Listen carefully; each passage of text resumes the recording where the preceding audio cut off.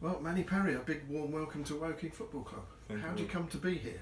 Thank you very much. The manager got in contact with me pretty early doors after your promotion. He just rang me and gave me a ring about if I'd be interested in meeting, and just went on from there really. Right, so obviously he knew about you, knew you. Has he seen you play? He must have done, surely. Yeah. I played when I was in the Conference South. I think I played against his sides before when I was at Maidstone and that. So he's tried to sign me before as well. So we knew each other well enough, I think, because he's tried to sign me a couple times. Oh, okay, and he's got his man at last. Yeah. Okay, we'll come back to the present in a little while. Can we go back in time a little bit? You started off at Millwall, didn't you? Is that the part of the world you're from? Yeah, no, I'm from South London, Stockwell, so... All right. I was playing Sunday League as a kid, and then about 14, I got scouted for Millwall, and I played there for from 14 to 17, and then I was offered a contract at Stoke, which was a one year youth scholarship and then a 2-year pro, and I've done that, moved up there, which was good, enjoyed that. Playing in the under 21s for a bit, and I went out on a few loans to the conference this league when I was younger. Yeah. And so going back to when you were 14 and Millwall spotted you, were you a big lad then? Yeah, but I don't feel like I was any bigger than anyone else. Not massively, but I was always one of the tallest in the group. Or did you always play at the back? No. When they scouted me, I was a striker, and I got in 2 weeks later. I was a defender. Right. So. Yeah. So classic glory boy who wants to score all the goals and get all the prestige and everything. But they quickly converted you. Yeah, about 2 weeks into me being there, they put me at the back, and I think it started at one game and I'd done all right. Then 2 games, and then before I knew it, I was their new centre back. Did you find it easy to make the transition? Yeah, I think obviously when you're young, you don't really have much understanding. It's more about just tackling and all of that, and I thought that was easy, to be fair. Yeah. So Okay, brilliant. And as you've said, you moved to Stoke. That isn't that quite a sort of big move in terms of being a long way away from home in a very different place and so on. Yeah. How was that? We played in a tournament and we played against them, and then a couple weeks later, I think their manager rang me and was like, he wanted me to come down there, have a look. Obviously at the time they were Millwall, we were in League One, I think, and they were in the Premiership. Yeah. So I went down there, and obviously they had great facilities and all of that. And looking around, obviously you get to watch Premier League games every week. So I thought, it was a far way away from home, but I thought it's an opportunity that I couldn't really turn down. How did you cope with a different environment, perhaps different culture even, and bit different from South London? Yeah, it was very different from South London, a lot quieter, things were a lot slower, but I lived with a good family up there. In my first couple of years I lived with a good family, and they helped me just settle in and treat me like one of their own, so it made me easy to adapt to life in Stoke. So you didn't get a hankering to come back to London? No. I would come back only to see my family, I'd say once a month. Right. When I could, if we played the team down here, I'll see my family and then go back up for training. Right, and as you said, also you had a number of loans to clubs at this sort of level, didn't you? There was Maidstone, Margate, Braintree. I think they were all loans, weren't they? No, Maidstone was a permanent. Oh, okay. So once I left Stoke, I was at Grays on loan for a bit, and then I was there, and then I signed for Maidstone in the Conference South and had a season. Then we ended up getting promoted to this league. Right. And then so were you there with Ches Isaac? No. Okay. No, I was at Braintree with him though. Oh, sorry. Yeah. Of course, Braintree. Yes. Yeah, I was at Braintree with Ches. I'm getting mixed up. My apologies. That was my next club. I went to Braintree at this level, played, and then I was with Ches there. Was that the season that they went down, or the one before? Yeah, that's the season. So did you play against us in that? I think I played. I came halfway through. Right. So we played away up there with about 4 games left. Yeah, I played in that game and we Yeah. were winning, and then you won 4-2, I think, something We like certainly won. I can't remember the exact score, but yeah. it was a bit of a blow because you basically, Braintree, if they'd won their home games, would probably have stayed up. But Yeah. it was a blow losing that one to us. But anyway, never mind. So from there to Dover. Yeah, I went to Dover and had a really good time at Dover. We had the team had a good season there. We ended up finishing 8th and missing out on playoffs by a goal difference, Yeah. which was disappointing. Who was the manager then? Chris Kinnear. Right. Yeah, so that was a disappointing way to end the season. Obviously, we was here for our last game, trying to make playoffs. Yes. Yeah, and Dover won that one, didn't they? Yeah. Yeah. Because that's right. Barrow needed to lose for us to have any chance of staying up, which they did, but we lost as well, unfortunately.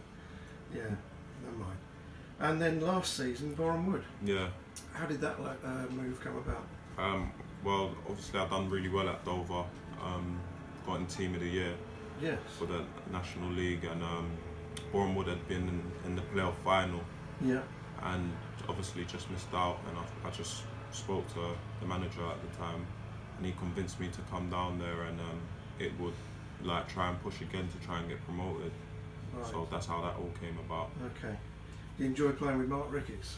Yeah. Mark Ricketts is a hero here. Yeah.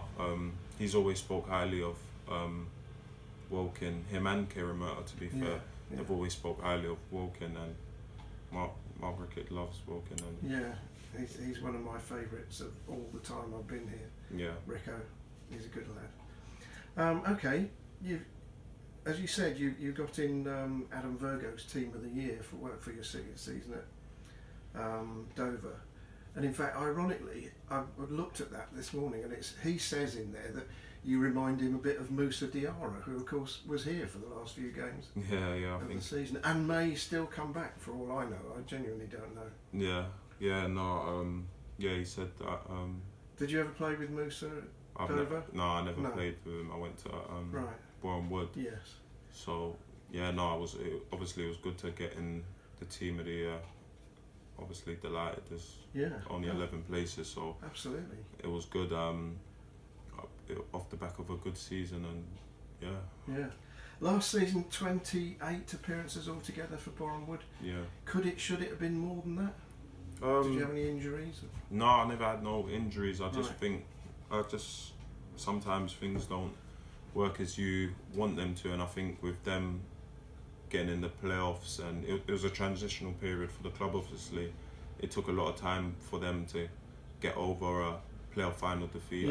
I don't think you realise how much it takes out of the boys who were there previously, and they lost Bruno Andrade. Yeah, they lost Bruno, Morgan. They lost a lot of key strikers forwards. So it was a difficult season, I think, in that sense. So. But you got in the non-league papers Team of the Week twice in a row in that season, didn't you? Yeah, I think I got in it last season. I didn't play as much as I would like to. I didn't really get the consistency of games, but there was one time I got in it when I was consistently playing in it. I got in it twice in a row, and I think I got in it a couple more times. Right. Oh, good for you.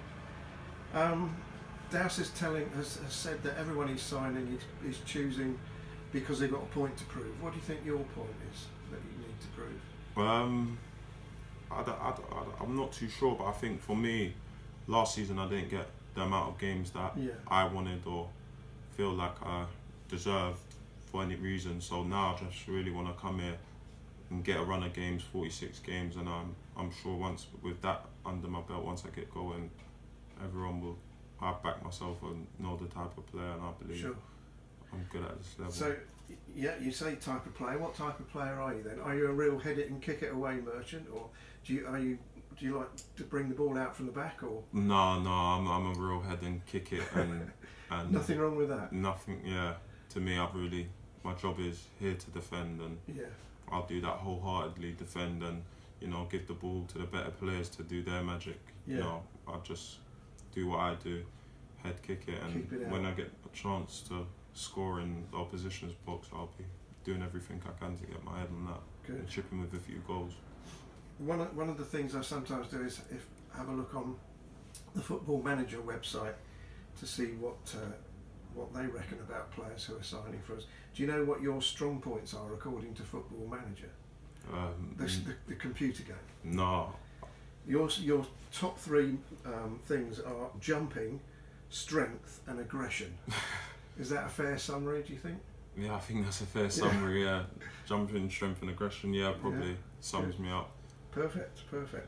Now, if people will inevitably Google you once they learn that you're signing for the club, and there's a page about you on the Boreham Wood website, as you won't be surprised to know. And in the same page, it says that you're 6'2", and it says you're 6'4".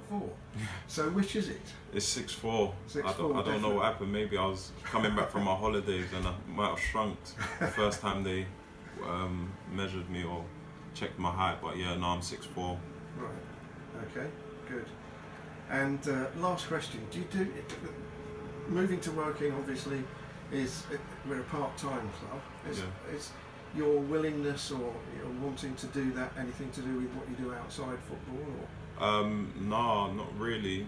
Obviously, like I said, I come here to play, and obviously last season I was full-time, but you know, I'm still an active person and I still do my coachings here and there, and I'm still in the gym every day. So for me, obviously the club's part-time, but behind the scenes I'll be doing what I need to do to keep myself fit and ticking over. Right, and you do a bit of coaching? Is that coaching kids? Yeah, just coaching kids. At schools or football or no, actual clubs? I done it last season at Boreham Wood. Yeah. I've done it at Maidstone, so it's just something that I do on the side. Yeah. Okay, brilliant. Well, thanks very much for your time this afternoon. It's great to meet you and say once again, welcome to working. Thank you very much.